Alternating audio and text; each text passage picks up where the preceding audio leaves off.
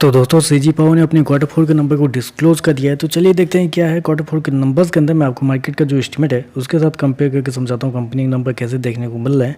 Data cross में है, पिछले क्वार्टर में कंपनी ने 1978 करोड़ के आसपास का रेवेन्यू जनरेट किया था ऑपरेशन के थ्रू। पिछले साल 1902 करोड़ के आसपास, जबकि अभी देखें तो बढ़ के 2192 करोड़ के आसपास आप पहुंचता हुआ देखने को। तो साल दर साल देखें तो साल दर साल कंपनी के रेवेन्यू के अंदर एक अच्छी खासी तेजी आपको देखने को मिला। ऑलमोस्ट बोल सकते हैं आप 15% के आसपास का जंप है साल दर साल कंपनी के रेवेन्यू के अंदर। वहीं अगर क्वार्टर जाते हैं तो क्वार्टर भी कंपनी के रेवेन्यू के अंदर एक अच्छी खासी तेजी आपको देखने को। वहाँ पे भी देखें तो अप्रोक्सीमेटली बोल सकते हैं 11% के आसपास का जंप है। तो क्वार्टर साल दर साल कंपनी का रेवेन्यू आपको बढ़ता हुआ देखने को मिल रहा है। मैं आपको बता दूं कंपनी शो कितना क्या है, 219 करोड़ के आसपास का रेवेन्यू कंपनी सॉरी माफ कीजिएगा 2191 करोड़ के आसपास का कंपनी ने रेवेन्यू शो किया है। जबकि मार्केट को उम्मीद था कि इस क्वार्टर में कंपनी का जो रेवेन्यू होगा 2128 करोड़ के आसपास आता हुआ देखने को। तो आप कह सकते हैं मार्केट को उम्मीद से कंपनी का जो रेवेन्यू है वो बेहतर आपको देखने को मिल रहा है।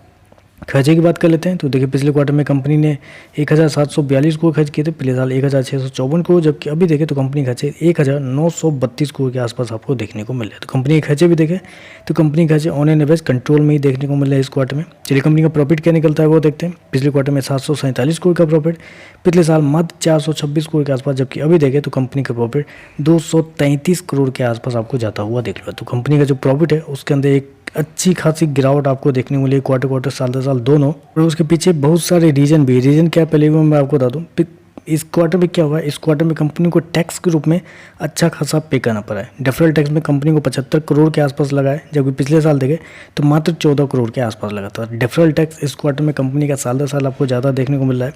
ऊपर से अगर कंपनी का डिसकंटिन्यूस ऑपरेशन के थ्रू जो कंपनी का निकलता है प्रॉफिट, वो अगर देखें तो पिछले क्वार्टर में 541 करोड़ के आसपास था, पिछले साल 165 करोड़ के आसपास, जिसकी वजह से कंपनी का जो प्रॉफिट है वो आपको इतना बड़ा आपको देखने मिल रहा है। अगर टैक्स और डिसकंटिन्यूस ऑपरेशन जो है वो दोनों को हटा के बस ऑपरेटिंग प्रॉफिट अगर कंपनी का अगर आप देखना चाहते हैं तो पिछले क्वार्टर में 264 करोड़ के आसपास, पिछले साल 262 करोड़ के आसपास, अभी देखें तो बढ़ के 307 करोड़ कंपनी का जो प्रॉफिट है वो आपको बढ़ता हुआ देखने को। तो साल दर साल देखें तो साल दर साल कंपनी के प्रॉफिट के अंदर एक अच्छी खासी तेजी आपको देखने को मिल रही है। ऑलमोस्ट बोल सकते हैं 17% के आसपास का जंप है ऑपरेटिंग प्रॉफिट के अंदर साल दर साल। वहीं अगर क्वार्टर जाते हैं तो क्वार्टर भी आप बोल सकते हैं 20% के आसपास की तेजी आपको देखने को। तो क्वार्टर साल दर साल कंपनी का जो ऑपरेटिंग प्रॉफिट है वो आपको बढ़ता हुआ देखने को मिल रहा है। चलिए कंपनी की ईपीएस क्या है वो देख लेते हैं। तो देखिए पिछले क्वार्टर में कंपनी का ईपीएस ₹1.29, पिछले साल ₹1.70, अभी देखें तो ₹1.53 के आसपास आपको देखने को मिला। तो ईपीएस बेसिकली कंपनी के नेट प्रॉफिट के ऊपर कैलकुलेट किया जाता है, इस वजह से आपको ऐसा देखने को मिल रहा है।